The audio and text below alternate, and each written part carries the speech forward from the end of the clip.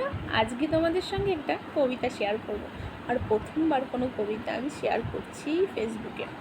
একটু একটু ঘরে আমি কখনো বলি, তবে ফার্স্ট টাইম ফেসবুকে শেয়ার করব। আর এটা কিন্তু ফেসবুক থেকেই পেয়েছি। কবিতাটার নাম হচ্ছে বাবা, লিখেছেন সঞ্জয় সরকার।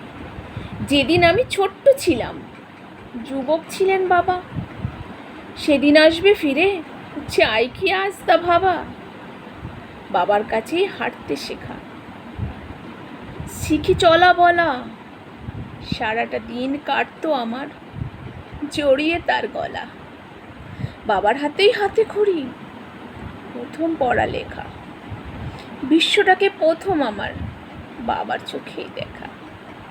আজকে বাবার চুল পেকেছে, গ্রাস করেছে জড়া, তবু বুঝি বাবা থাকলেই লাগে ভুবন ভরা।